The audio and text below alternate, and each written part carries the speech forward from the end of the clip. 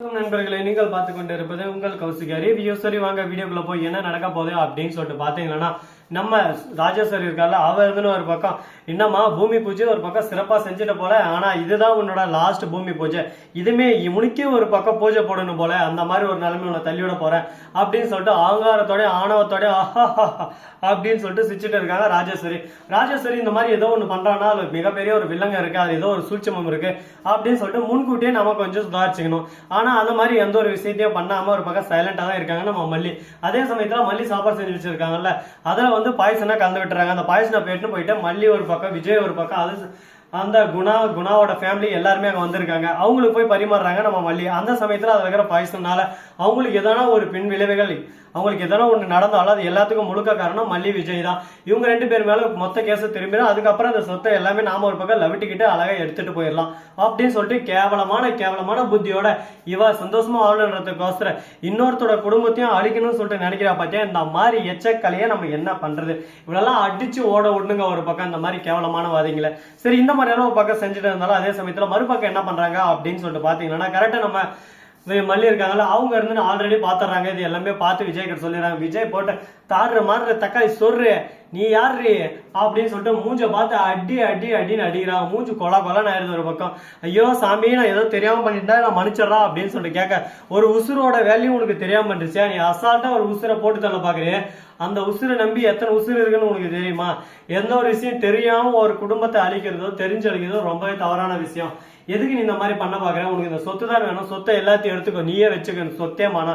இந்த மாதிரி ஏன் அக்கா ஒரு கேவலமான சொத்துக்காக ஆளுங்களை தீர்த்து கட்டுற ஒரு கூலிப்படியா மாறுறதை நான் ஏத்துக்க மாட்டேன் அப்படின்னு சொல்லிட்டு சொல்ல, உடனே இதை ஃபர்ஸ்ட் பண்ணியிருந்தா நான் இந்நேரம் இந்த மாதிரி எல்லாம் மாறி இருக்க மாட்டேன்னு சொல்லிட்டு கேட்க, எந்த ஒரு விஷயம் டக்குன்னு கிடைச்சிட்டு அதோட அருமையும் தெரியாது பெருமையும் தெரியாது, கொஞ்சம் தேடி அலைஞ்சி ஓடி தேடி அலையணும். அப்பதான் அதோட கஷ்டமும் தெரியும், அதோட வலியும் தெரியும், எந்த இடத்துல வலி இருக்கு எந்த இடத்துல வலி இல்லைன்னு சொல்லிட்டு புரிய வரும். சரி இந்த மாதிரி எல்லாம் ஒரு பக்கம் நடந்திருந்தாலும் அதே சமயத்துல மறுபக்கம் என்ன நடக்குது அப்படின்னு சொல்லிட்டு பாத்தீங்கன்னா, கரெக்டா நம்ம விஜய் இருக்கால அவர் இருந்து ஒரு பக்கம் ராஜேஸ்வரி மாட்டி விட்டா, ராஜேஸ்வரி அங்க இருந்து கிளம்பிட மல்லி இருந்து ஒரு பக்கம் சோகமாக்கான்னு இருக்காங்க. கொஞ்ச நேரத்துல அந்த ராஜேஸ்வரி பண்ண வேலையால எல்லாரோட சோழியும் முடிஞ்சிட்டு இருக்குமே, எப்படியோ நல்ல வேலை நீங்க பாத்தீங்க அப்படின்னு சொல்லிட்டு சொல்ல, என்ன பண்றது மல்லி, எல்லா பக்கம் கண்ணு இருக்கணும், இந்த வீட்டுல உள்ள மாதிரி ஒரு கேடு கெட்டவ இருக்கிற போது எல்லா பக்கம் கண்ணு இருக்கணும், நம்மள பழி வாங்குறதெல்லாம் சொல்லி நம்மளுக்கு சம்மந்தப்பட்டவங்களை போட்டு தள்ளதுக்கு அதை தயங்க மாட்டா, அந்த மாதிரி எச்சக்கலாவ அப்படி இப்படின்னு சொல்லிட்டு ஒரு பக்கம் ராஜேஸ்வரியை புகழ்றதோட பாராட்டுறதான அப்படியே சும்மா புகழ்ந்து தள்ளுறாங்க ஒரு பக்கம். சரி இந்த மாதிரி எல்லாம் ஒரு பக்கம் போயிட்டு இருக்க, உடனே ராஜேஸ்வரி நம்ம கதிரேசனுக்கு போன் பண்ணி, ஐயா சாமி நீ சொன்ன மாதிரி எல்லாமே பண்ணிட்டியா, அந்த மல்லியோட கதை கொஞ்ச நேரத்துல முடிஞ்சிருக்கா, அவன் ஜெயிலுக்கு போயிட்டு இருப்பா, ஆனா அந்த இடத்துல தாங்க வச்சாம்பார் ஒரு செக் மெட்டு அப்படின்ற மாதிரி செக் மெட்டை வச்சுட்டாங்க. இப்ப என்ன பண்றது ஏது பண்றது எனக்கே ஒன்னும் புரியல, குழப்பத்துல கொலையும் போயிட்டு வாழ்வே மாயம் இந்த வாழ்வே மாயம் அப்படின்னு சொல்லிட்டு ஊரா நானே ஒரு பக்கம் சுத்திட்டு இருக்கேன் அப்படின்னு சொல்லிட்டு நம்ம ராஜேஸ்வரி சொல்ல, அடே ராஜேஸ்வரி எங்கிட்ட புட்டுக்கிற அளவுக்கு எல்லாத்தையும் புட்டிக்கிட்டு இங்க வந்து அது சரியில்லை இது சரியில்லை, இது இப்படி பண்ணுவேன் அது அப்படி பண்ணுவேன் அதை நொப்படி பண்ணுவேன், அந்த வேலையெல்லாம் என்கிட்ட வச்சுக்கூடாது, என்கிட்ட வாங்கின கான்ட்ராக்டுக்கு நீ ஒழுங்கா எனக்கு வேலை செஞ்சு தர, அப்படி இல்லைன்னா அந்த கான்ட்ராக்ட் மட்டும் இல்லாம அதுக்கு தேவையான 1,50,00,000 ரொக்க பணம் நீ எடுத்து வச்சுட்டு எங்கன்னா போய்க்கும், அதை பத்தி எனக்கு கவலையே இல்ல தர முடியாது, என்ன ஆதாரம் இருக்கு அப்படின்னு தெரிஞ்சுன்னா கொடுக்க தெரிஞ்சு எனக்கு உங்ககிட்ட இருக்கிறத மொத்தத்தையும் புடுங்கவும் தெரியும், அதை ஃபர்ஸ்ட் எனக்கு தெரிஞ்சுக்கோ.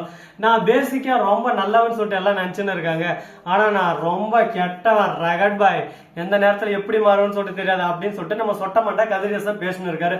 யோ கதிரேசா நல்லா கிரிக்கெட் கிரவுண்ட் மாதிரி மண்டையை வச்சுன்னு உனக்கு ரவுடி டைலாக் கேக்குது, ரவுடி டைலாக் மவனே வாயெல்லாம் வச்சு போடுவோம் பாத்துக்க அப்படின்னு சொல்லிட்டு சொல்ல, என்ன பண்றது ஏது பண்றது சொல்லிட்டு தெரியாம கதிரேசன் ஒரு பக்கம் திக்கு தின்னு அப்படின்னு சொல்லிட்டு பாட்டு பண்ண இருக்காரு. யோ நடிக்காதையா, நீ யாருன்னு எனக்கு தெரியும், நான் யாருன்னு இந்த ஊருக்கே தெரியும், அதனால நம்ம ரெண்டு பேரும் யாரும் உலகத்துக்கே தெரியும், சோ அதை விட்டுட்டு அடுத்து என்ன பண்ணான்றத பத்தி யோசியா அப்படின்ற மாதிரி பேசிட்டு இருக்காங்க. மல்லியும் ஒரு பக்கம் குடும்பமும் சேஃப் ஆயிட்டாங்க. இதை தெரிஞ்சுதான் ராஜேஸ்வரிக்கு இன்னும் பக்கு இருக்குது, என்னடா இது எந்த ஒரு விஷயத்த செய்யலாம்னு பார்த்தா எல்லாமே நமக்கு ஒரு பக்கம் இல்லாம வருது, என்ன தாண்டா இதுல பண்றது, நம்ம இப்படியே போயிருவோம் நம்ம வாழ்க்கை ஒரு பக்கம் அப்படின்னு சொல்லிட்டு சோகத்திலே வேதனையிலே உட்காந்து புலம்பின்னு இருக்க, இதுக்கப்புறம் என்ன நடக்க போகுது ஏது நடக்க போகுது அப்படின்னு சொல்லிட்டு பாத்தீங்கன்னா, கரெக்டா நம்ம சுடரி இருக்காங்களா அவங்க வந்து ஒரு பக்கம் ரூம்ல உட்காந்து ஓஹோன்னு ஒப்பாரி வச்சுன்னு இருக்காங்க. ஏன்டா எதனா சுடரிக்கு என்னடா அப்ப பிரச்சனை அப்படின்னு சொல்லிட்டு பார்த்தா, சுடரிக்கு எந்த பிரச்சனை இல்ல, விஜய் மல்லியும் ஒன்னாக்குறது தான் பிரச்சனை, எனக்கு விஜய் கொடுக்கணும், விஜய் கூட ஒன்னாக்கணும், விஜய் தான் என் உலகம், விஜய் தான் என் உசுறு அவனாயம் அப்படின்ற மாதிரி ஒரு பக்கம் நம்ம ரேணுகா சொல்லு சுத்திட்டு இருக்காங்க. என்னம்மா ரேணுகா, நீ ரேணுகாவே இல்லையாமா, நீ சுடரிமா சுடரியா இருந்துகிட்டே நீ இந்த மாதிரி எல்லாம் பண்ற பாத்தியா, அதெல்லாம் கேட்கும் போது சுருன்னு மண்டையில் ஏறுது. என்னமா பண்றது, எல்லாமே ஒரு பக்கம் பொறுத்தார் பூமியால் வாருன்ற மாதிரி நான் பொறுத்து போக பழகிட்டேன். அதனால பொறுத்து போயிருக்கேன். எந்த சமயத்துல இறங்கி அடிக்க ஆரம்பிக்கும்னு சொல்லிட்டு தெரியாது. இறங்கி அடிக்க ஆரம்பிச்சுன்னா ஒவ்வொரு அடி இடி மாதிரி இருக்கும் பாத்துக்க அப்படின்னு சொல்லிட்டு மிரட்ட ஆரம்பிக்கிறாரு நம்ம தலைவன்.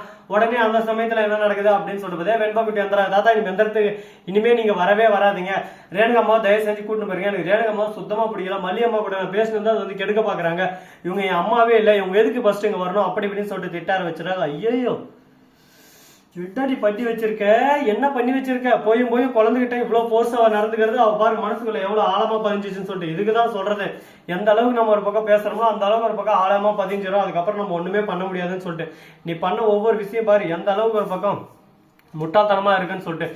இனிமையாவது ஒழுங்கா எந்த விஷயம் பேசுறதா இருந்தாலும் யோசிச்சு சிந்திச்சு பேசு. அதுக்கப்புறம் தான் நம்ம எந்த ஒரு விஷயத்தையும் பண்ண முடியாது.